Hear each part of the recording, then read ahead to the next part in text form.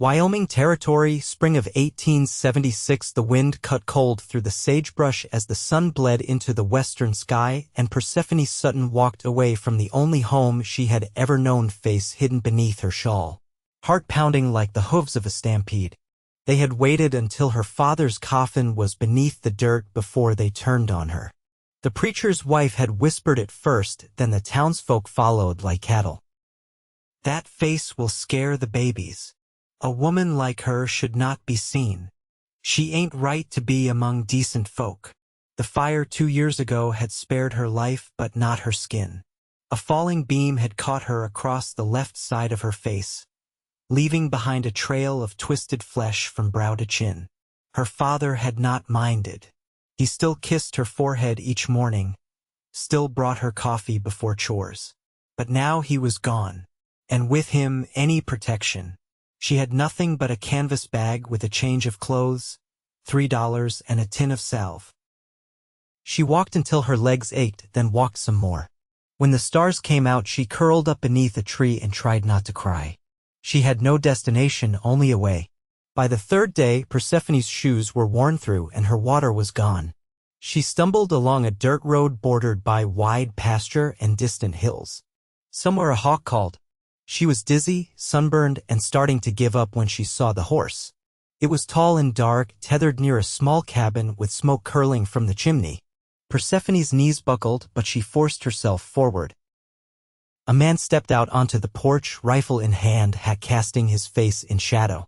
He was tall, broad-shouldered, with a sun-worn coat and boots caked in red dust. His voice was deep and calm. "You lost." Persephone kept her face down. I just need water. I'll go after." He did not answer right away. She heard the creak of boots on the porch. "Then come sit. You're half dead. I do not want charity. Then call it decency." He stepped aside. "Name's Rowan Ellery." She looked up for only a second. Enough for him to see the scar. Enough for her to brace for the wince, the flinch. But he did not move. His eyes were steady, not shocked, not cruel. "Persephone," she whispered. He brought her water first, then stew. He gave her the softest chair by the fire and never once looked away from her scar. "You live out here alone?" she asked, voice scratchy. "Yeah. Been nearly 4 years. I run cattle, keep to myself." "Smart," she murmured. "People ruin everything." Rowan pulled off his hat, ran a hand through dark hair. "They sure try." She stayed the night because she could not walk farther. She stayed the next night because it rained. By the third day, she asked if she could help around the place in exchange for food. He gave her a pitchfork and said, "I'll show you the barn." The days passed quiet and steady. Persephone cleaned stalls, helped mend the fence, and learned the rhythm of the ranch. Rowan did not ask about her past, and she did not ask about his. But every time she looked up, he was there, steady hands, gentle voice, never turning away from her face. One evening, as they sat on the porch watching the sun dip low, Persephone spoke. "They told me I was cursed. That my face would shame the town." Rowan's jaw tightened. "Then they were fools." She glanced at him, unsure he meant it. "You really do not care?" "I care plenty," he said. "Just not about that." She looked down at her hands, dirt beneath her nails. "I keep thinking I have to earn it. A place to stay. A kind word. Like I owe something just for being alive." Rowan was quiet. Then he said, "You do not owe me a damn thing, Persephone." She blinked fast. The wind stirred the hem of her dress. His voice was so calm, so certain, it broke something open in her chest. The next afternoon, she found a small garden bed near the barn, overgrown but still rich soil. She knelt and began clearing it out without asking. Rowan came by an hour later. "What are you planting?" "Potatoes, maybe. Carrots. Something we can eat through the winter." He crouched beside her. "You thinking of staying that long?" Persephone froze. He looked at her, not smiling, not teasing, just waiting. I do not know," she said. "You could," he said simply. "If you wanted." She looked up at him, her heart thudding. "And what would people say?" "There is no people here. Just me." He reached up, brushed a strand of her hair behind her ear, careful not to touch the scar unless she let him. "And I see more than they ever did." Persephone stared at him, breath caught. He did not look away.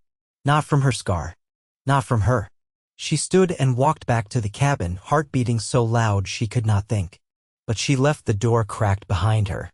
That night, she dreamed of hands that did not tremble and a voice that did not lie. A week later, she caught Rowan watching her while she washed dishes. She set the plate down and turned around. "You keep looking at me like that." "Like what?" "Like I am not broken." He stepped forward slowly. "You are not." Her throat tightened. "Rowan." He reached for her gently, fingers brushing her hand. "You want me to stop, say so?" She did not say anything. She just leaned in, chest to chest, and let herself believe he meant it. And he kissed her like she was whole. Like he had been waiting for her all his life. The snow came late that year, first dusting the high ridges, then settling thick across the pasture and pinching the air until it stung the lungs. Persephone had taken to waking before the rooster, slipping into her coat and boots while the sky was still ink blue. She liked the stillness of it, the quiet before Rowan's footsteps reached the floorboards. One morning, as frost laced the window panes, she pushed open the barn door and found him already inside, a lantern swinging low in his hand. "I thought I'd beat you to it today," she said, rubbing her fingers together to coax warmth. "Storm's pushing in from the west," he said, nodding to the wind's sharp edge. "We should bring the herd closer to the ravine line before it gets worse." She hesitated, brushing hay from her sleeve. "You trust me to ride out with you?" His brow furrowed as if the question made no sense. "I trust you with more than that." They saddled the horses in silence. Outside, the wind pulled at her scarf and flattened the grass in long, silvered waves. The cattle had drifted far toward the outer range where the hillsides dipped and rose like frozen sea swells. Rowan rode ahead, his coat trailing behind him like the tail of a bird in flight. Persephone followed, her mare sure-footed but slow. They didn't speak until they reached the herd. "You see that one?" Rowan pointed to a brindled steer limping near the back. "Broke his hoof last week. I've been watching him." Persephone knelt beside the animal, her breath fogging in the cold. She studied the leg, fingers testing the joint. "It'll heal crooked if he keeps walking on it." Rowan watched her work, the leather reins loose in his hands. "What would you do?" "Wrap it. Keep him off it if we can." She looked up at him. "He'll be lame either way, but he won't starve." They moved the cattle slowly, Rowan whistling low to guide them. Persephone rode alongside the injured steer, nudging it gently when it lagged. By the time they reached the ravine line, her thighs ached and her fingers had gone numb, but she didn't complain. That night, Rowan spread a map over the kitchen table, tracing a ridge line with his thumb. "I've been thinking about putting a fence along here. Keep the calves from wandering too far."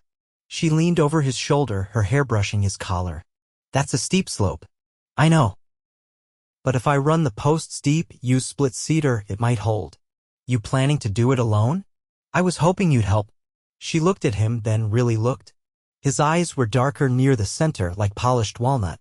There was a kind of steadiness to him, no hurry, no doubt, just the quiet momentum of someone who'd learned to endure. "I'll help," she said. The days shortened and the snow deepened. Rowan showed her how to smoke venison, how to bind a split rail with wire and sapling. In the evenings, they read by lantern light, he with a worn copy of Blackstone's Commentaries, she with a tattered book of folk tales from her father's shelf. One evening, as she mended a tear in her skirt, Rowan leaned back in his chair, arms folded loosely. "You ever think about leaving?" She kept her eyes on the needle. "You mean going back? Or just somewhere new?" "I thought about it," she said, "but I wouldn't know where to go or who would take me." He nodded, then after a moment said, "I've been alone a long time. Didn't think I'd mind it. But now." She glanced up. He cleared his throat. "Now I find myself listening for your footsteps in the morning." Persephone set the needle down, not because she was finished, but because her hands had started to shake. "I don't have much to offer," she said. "I'm not soft-spoken or easy. And I can't promise I won't wake screaming some nights." "I'm not looking for easy," he said. "I'm looking for true." She looked at him across the table, the lantern casting a warm circle between them. Her throat felt tight, but not from sorrow. It was something else, a kind of fullness she hadn't known in years. "I never thought I'd be wanted again," she whispered. "You are," Rowan said. "And not just for now." She reached for his hand, callous fingers meeting his with quiet certainty. Outside, the wind had settled. The fire crackled low. And for the first time in a long while, Persephone felt the weight in her chest ease. Not gone, but lighter. Shareable. The spring thaw came slow but steady. Snow shrank from the edges of the pasture, revealing brittle grasses and old wagon ruts, and the creek behind the barn began to run again, soft and muddy over its stones. Rowan had started cutting new fence posts down by the cottonwoods, and Persephone spent her days sanding them smooth, her palms raw but steady. One afternoon, while she knelt by the woodpile splitting kindling, a wagon creaked up the lane. She stood, wiping her hands on her skirt, and narrowed her eyes against the glare. A man climbed down, lean and weathered, with a gray beard tugged thin by the wind. He walked with a slight limp and wore a Union Army coat, threadbare at the cuffs. "Looking for Rowan Ellery," he said. "He's at the south edge of the pasture," she replied, motioning with the axe handle. "You can follow the fence line west." The man studied her a moment, not unkind, but curious in a way that made her shoulders stiffen. "You his wife?" "No," he nodded once and set off, boots crunching through old frost. Persephone watched him go, then returned to the wood, though her hands moved slower now. By sundown, Rowan hadn't come in. She stepped outside, standing just beyond the cabin's shadow, arms folded against the chill. The sky had turned a soft rose color, and the fence line was empty. She didn't hear him until he was nearly beside her. "Name's Isaac," Rowan said, voice low. "Used to serve with my older brother. Came through Cheyenne. Heard I'd settled here." She looked at him carefully. "You never mentioned a brother. There's a lot I haven't said." He walked past her into the cabin. She followed, lighting the lamp while he hung his coat. His face was drawn in a way she hadn't seen before, like something old had stirred up dust inside him. "He die in the war?" she asked quietly. Rowan leaned against the table, fingers curled loose at the edge. "Took a bullet near Resica. I wasn't there. I was too young to enlist then." She set the lamp glass down gently. "You looked up to him." "Everyone did." He paused. "Isaac says he wrote about me in his letters. Said he wanted me to carry on the land. You ever think about going back east?" He shook his head. "There's nothing there now. Just headstones and memories that don't sit right." She moved closer, the space between them narrowing with each breath. "You still want me here?" she asked. Rowan met her gaze. "I don't want this place without you in it." She exhaled slowly, like something inside her had just unclenched. Later that week, Isaac returned with a sack of seed and a pair of chickens. "Thought you could use the start of a coop," he said. Persephone took the birds without comment, but Rowan caught the edge of her smile. That night, she sat on the porch steps, candlelight flickering behind her through the window. Rowan joined her, arms resting on his knees. "I've been thinking about how to build a henhouse," she said. "Maybe near the elm where it gets morning sun." "Makes sense," Rowan said. "We could run chicken wire between the posts." She nodded, then added, "I'd like to put in a flower bed, too. Something small. Just for color." Rowan turned his head. "You don't owe this place, beauty." "I know," she said. "But I want to give it anyway." He reached for her hand, and this time she laced her fingers through his without hesitation. They sat like that for a long while, the air thick with the scent of thawing earth. Persephone leaned into his shoulder, eyes half closed. "Rowan? I think I could be happy here. You already make it better." The stars came out one by one, and neither of them moved. The past had not left them. It never would. But here, beneath the open sky and the hush of spring returning, they had begun to build something the world had once told them they'd never deserve. They knew better now. By early June, the soil had warmed enough to coax green from the fields. Persephone's garden pushed up in neat rows thin carrot tops, waxy leaf beans, and onions with stalks that bowed in the breeze. She kept close to it in the mornings, weeding with a small blade, her hem damp from dew. Rowan had taken to building a corral near the east slope where the land flattened out. The two colts he'd traded for over the winter needed training, and they'd begun to test his patience by bolting at shadows and biting at each other's necks. "You want help leading them in?" Persephone called from the fence post one day, her hands still wrapped in twine from tying bean runners. Rowan leaned his weight against the gate, his hat tipped back to show the sweat glinting along his brow. "You ever let an animal that doesn't know what its own legs are for?"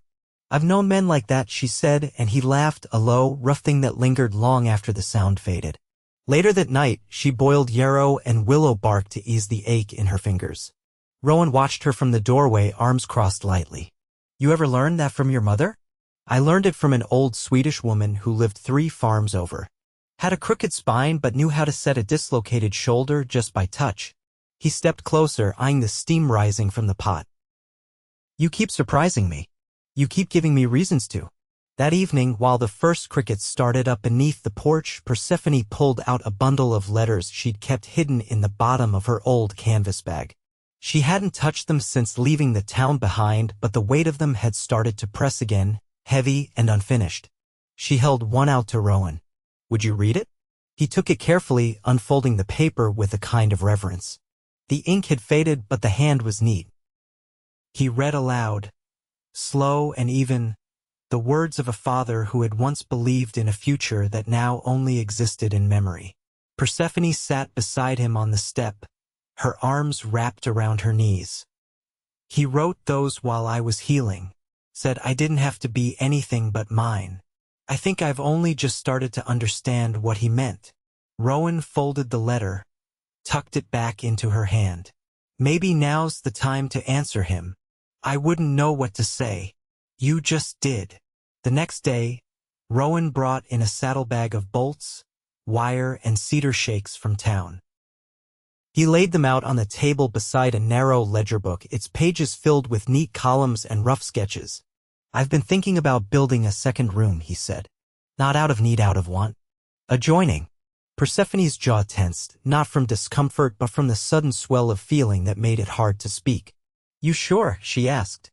There's no one to impress out here. I'm not trying to impress you, he said. I'm trying to ask if you'll stay, not just in body but in name. If you want it.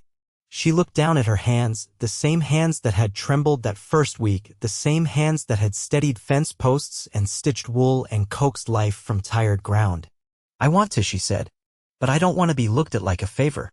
Rowan stepped closer and took her hands in his. You're not a favor. You're the truest thing I've ever known. They were married beneath the cottonwoods, just the two of them and Isaac, who offered a solemn nod and a flask of whiskey by way of blessing.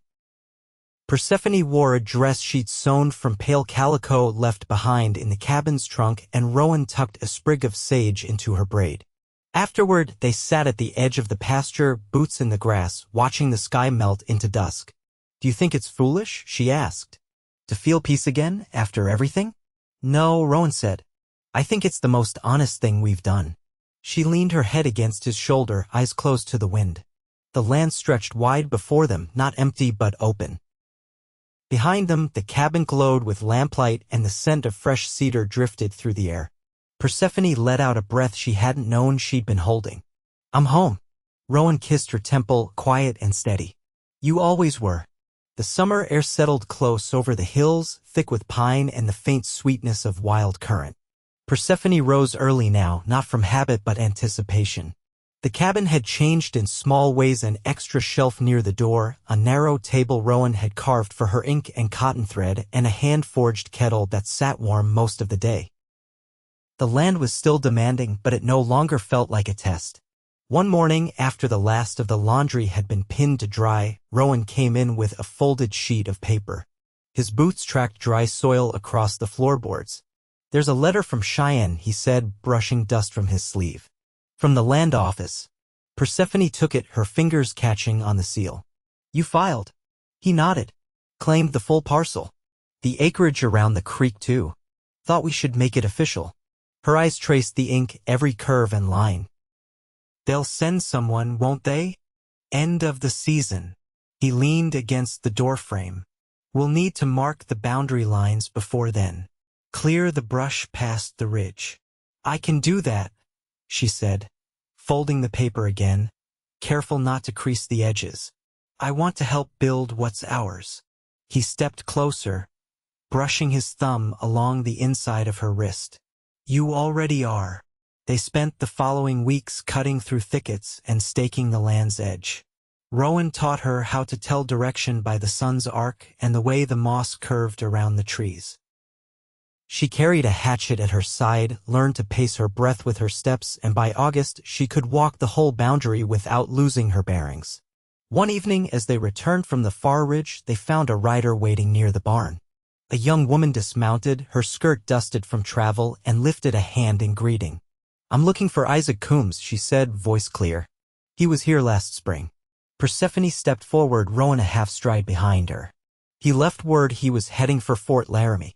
Said he'd try for work near the rail depot. The woman lowered her gaze. I'm his daughter. He sent for me once he was settled, but the letter was weeks old. I followed his trail here. Rowan nodded slowly. You're welcome to rest here tonight. We'll help you check with the freight riders in the morning. The girl's shoulders eased. Thank you. My name's Miriam.